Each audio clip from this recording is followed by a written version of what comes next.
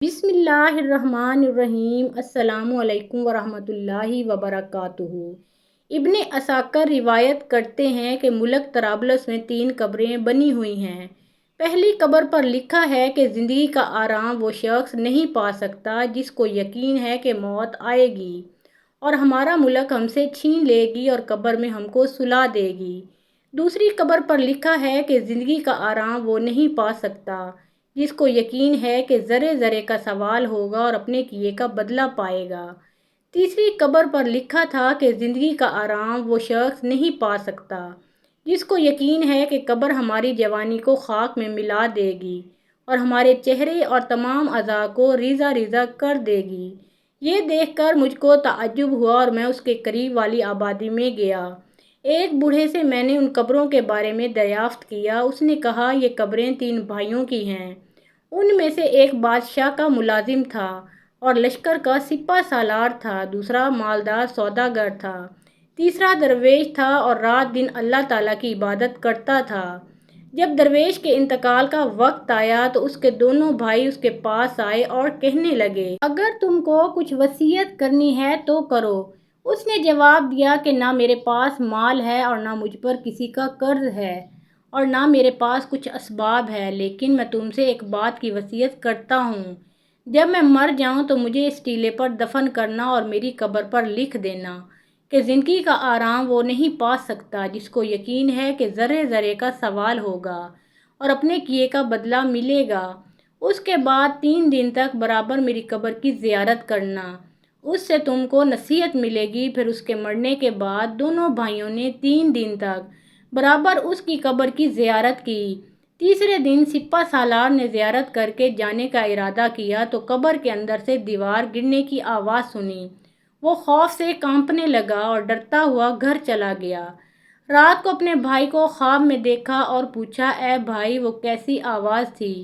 اس نے کہا کہ فرشتے نے مجھ سے کہا کہ فلاں دن ایک مظلوم نے تجھ سے فریاد کی تھی اور تو نے اس کی مدد نہ کی۔ یہ کہہ کر ایک گرز مارا۔ یہ آواز اسی گرز کی تھی۔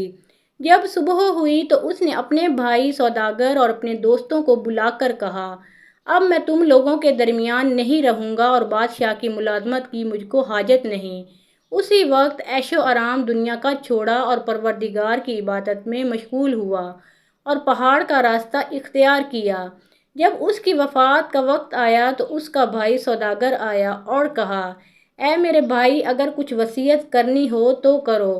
اس نے جواب دیا کہ میرے پاس نہ مال ہے نہ مجھ پر کسی کا قرض ہے، لیکن میں تم سے اقرار لیتا ہوں کہ جب میں مر جاؤں تو میرے بھائی کی قبر کے پاس مجھ کو دفن کرنا اور میری قبر پر لکھ دینا کہ زندگی کا آرام وہ شخص نہیں پا سکتا جس کو یقین ہے کہ موت آئے گی اور ہمارا ملک چھین لے گی اور ہم کو قبر میں سلا دے گی، اور مزید 3 دن تک میری قبر کی زیارت کرنا۔ پھر جب اس نے انتقال کیا تو 3 دن تک قبر کی زیارت کی۔ جب تیسرے دن زیارت کر کے جانے کا ارادہ کیا تو قبر کے اندر سے ایک ایسی آواز سنی کہ اس کا ہوش اڑ گیا اور ڈرتا ہوا مکان پر آیا۔ رات کو خواب میں اپنے بھائی کو دیکھا اور پوچھا کہ تمہارا کیا حال ہے؟ کہا، اچھا ہوں، توبہ سے میرے سب گناہ معاف ہو گئے۔ میں نے پوچھا، میرا دوسرا بھائی کیسا ہے؟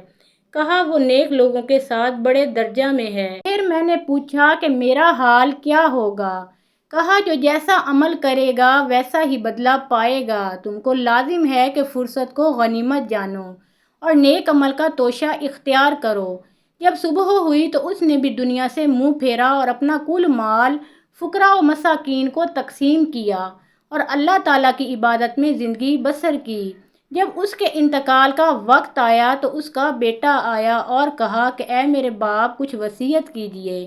باپ نے جواب دیا کہ میرے پاس مال نہیں کہ وصیت کروں، لیکن میں تجھ سے ایک بات کا اقرار لیتا ہوں کہ جب میں مر جاؤں تو اپنے دونوں چچاؤں کی قبروں کے پاس مجھ کو دفن کرنا اور میری قبر پر لکھنا کہ زندگی میں وہ شخص آرام نہیں پا سکتا جس کو یقین ہے کہ قبر ہماری جوانی کو خاک میں ملا دے گی اور ہمارے چہرے اور تمام اعضاء کو ریزہ ریزہ کر دے گی، اور 3 دن تک برابر میری قبر کی زیارت کرنا۔ جوان لڑکے نے 3 دن تک قبر کی زیارت کی۔ تیسرے دن قبر سے ایک خوفناک آواز آئی اور پریشان ہو کر گھر آیا۔ رات کو اپنے باپ کو خواب میں دیکھا۔ اس نے کہا کہ تو بھی جلد ہمارے پاس آئے گا، اپنے سفر کا سامان تیار کر اور جس گھر میں تجھ کو آنا ہے اس کے واسطے تیار ہو جا، اور دنیا داروں کی مانند بے فکر نہ ہو کہ موت کے وقت تجھ کو افسوس اور شرمندگی ہو۔ جلدی کر اور جلدی کر اور جلدی کر۔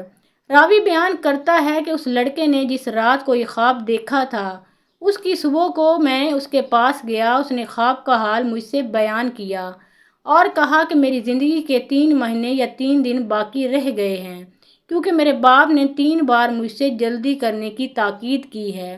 تیسرے دن اس نے گھر کے لوگوں کو جمع کیا اور سب سے رخصت ہوا اور قبلہ رخ ہو کر کلمہ شہادت پڑھا اور انتقال کر گیا۔ محترم ناظرین، اگر ویڈیو پسند آئی ہو تو لائک شیئر کریں اور مزید اسلامی واقعات اور سبق آموز کہانیاں سننے اور دیکھنے کے لیے ہمارے اس چینل کو سبسکرائب کریں۔ اللہ آپ کا حامی و ناصر ہو۔